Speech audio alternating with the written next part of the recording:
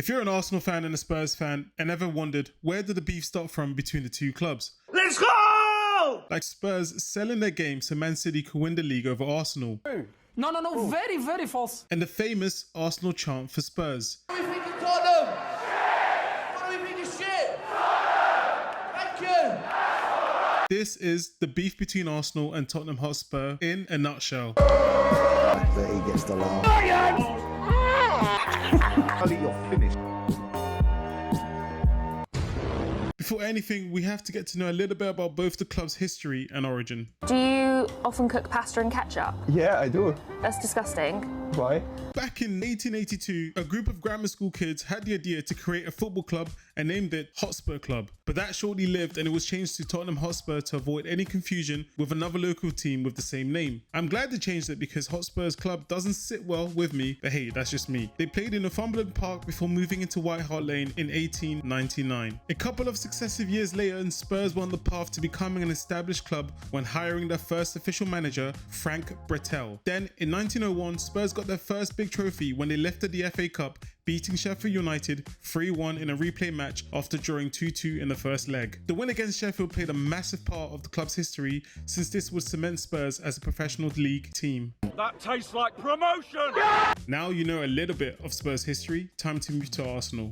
Club is finished. Wahali, it is finished. Wahali, you're finished, Arsenal. You are... Arsenal were founded by working class residents in Woolwich in 1886. Back then, Arsenal were known as Dow Square, which was a reference to the sundial at the entrance of the Arsenal's munitions factory. A couple of years later, after a 6-0 win against Eastern Wanderers, the team Dow Square would head to the Royal Oak pub and change the name of the team to the Royal Arsenal. The Royal Arsenal would be promoted to the first division of English Professional League in 1919. The Royal Arsenal Football Club would change its name to the Arsenal, and the rest is history. Now you know a little bit of the club's origin. Let's go back to the year 1913, where the root of the rivalry began. Tell you, honestly, I will love it if we beat them. Love it. In 1913, a guy by the name of Henry Norris, a businessman, was a massive shareholder of Arsenal at the time, and the club was facing some major financial issues, even voluntary liquidation. What I mean by voluntary liquidation is, well, according to Google, it is the shareholders of the company deciding to put the company into liquidation. But there aren't enough assets to pay the creditors in full. So what did Norris do? He stood and fought for the club by moving the Arsenal to High North London. And people were not happy with that, but that's for later on. Norris thought this would attract more people to come and watch the games since it's a lot easier to get to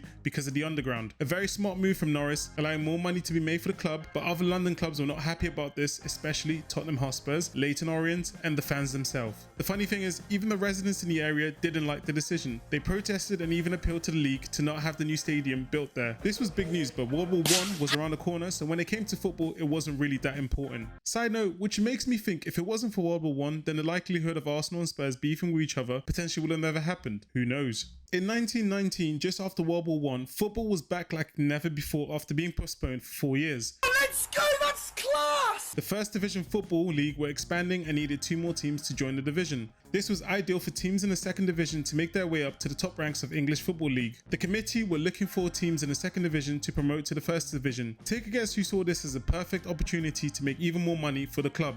You guessed it, it was good old Henry. Sir Henry Norris put forward an unexpected proposition that Arsenal should be promoted to the first division, even though they were sitting in 6th place in the second division, well, technically 5th, due to the miscalculation which was then corrected in 1975.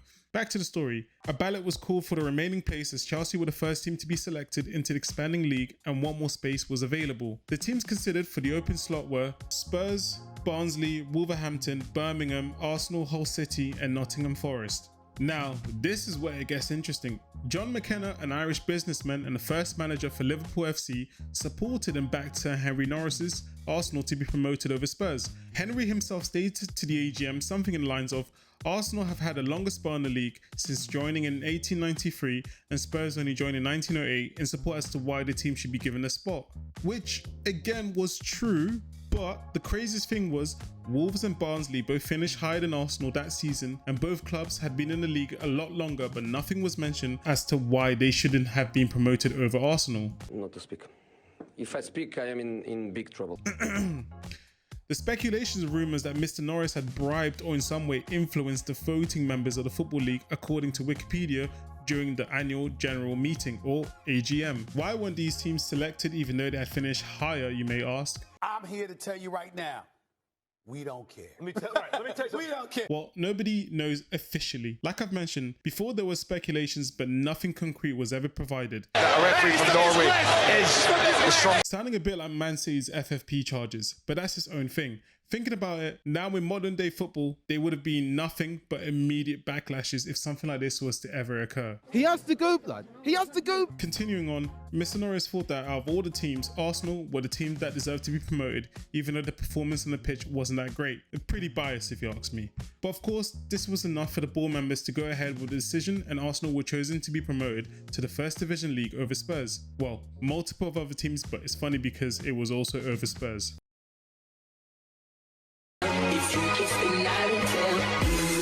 So let's just take a moment to recap things really quickly. Arsenal moved to Highbury, where local residents, teams and fans were not happy about it, but World War I was around the corner, so it wasn't really the big concern. Arsenal were then given the thumbs up from the board members to be brought into the First Division League instead of Spurs, with rumoured bribery from Henry Norris. Now, it kind of makes sense as to why Spurs really don't like the club, and in my opinion, even though I'm an Arsenal supporter myself, sort of justifies as to why they don't like us. Nah, I can't say it. Look, I know it feels weird, but just say. Last thing I want to say is thank you for watching, and it would mean the world if you would subscribe, like and share the video. Check out the other videos on the channel, and thank you for watching.